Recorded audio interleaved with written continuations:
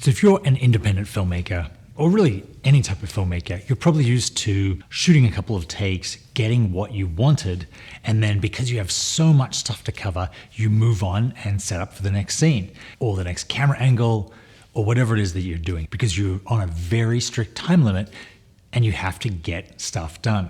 Then you read stories about people like David Fincher and Stanley Kubrick doing take 60, take 70, take 80, take 200. And you think, what is going on? What are these people doing? Obviously, they're movies and the results are great.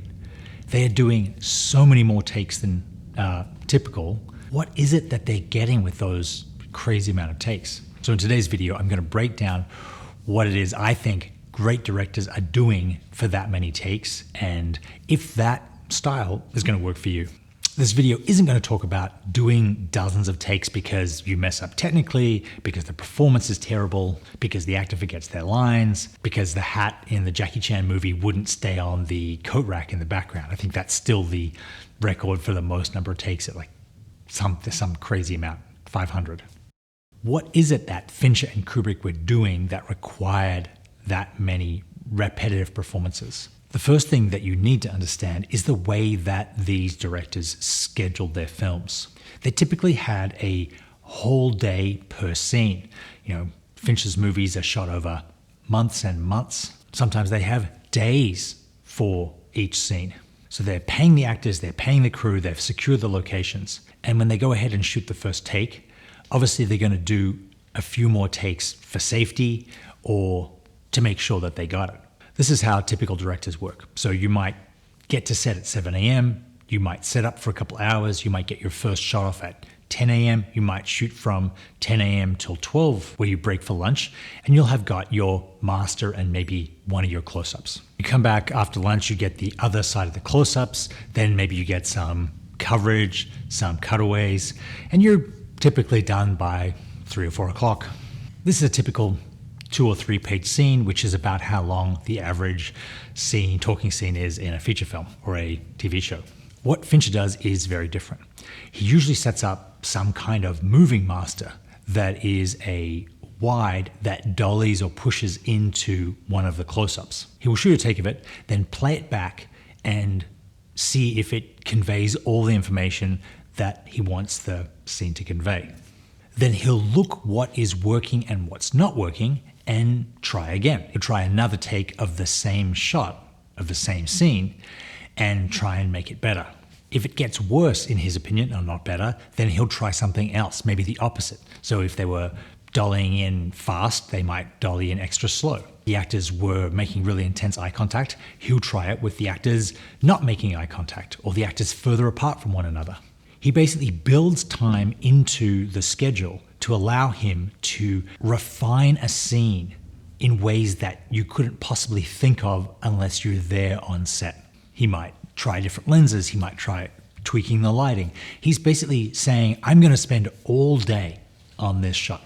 I've paid for everyone, everyone's here. We're going to basically keep refining this until we run out of time. And if I think by the end of the day, this shot could still be better, we're going to move the schedule around, come back tomorrow and try it again. Along the way, the actors' performances, rather than growing stale, start to feel a lot more natural because they're no longer thinking about their lines since they've said those lines 50 times.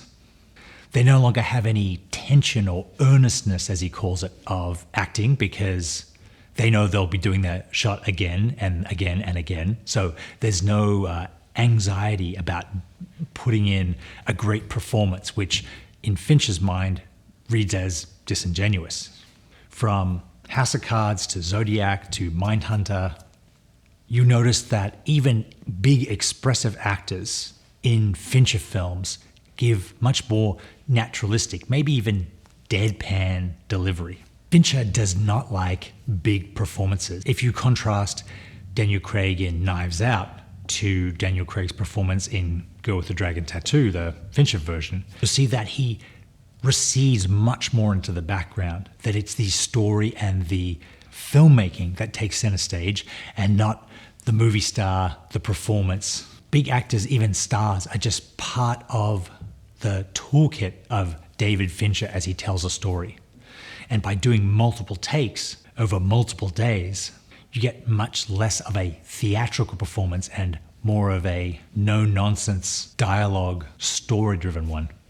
Look at Robert Downey Jr. in Zodiac. He's really just there and delivers his lines. You barely even see Robert Downey Jr., the actor. You just see whatever character he's playing. It's impossible to maintain that sort of star power and intensity at take 50. You just don't have, no one has that much energy.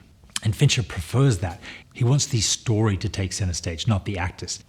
This sort of method of shooting something and then deciding what is working and what isn't and refining the thing that's working is much more common in photography. It's called working your shot. It's a lot easier to take a photograph, change something, take a photograph, change something than it is to set up your cameras and lights and run a whole scene and then decide what needs to be changed. This isn't to say that every single director needs to work like Fincher does. You need to find your own style. Some people only do one take. Some people don't even rehearse and get fantastic performances and tell fantastic stories.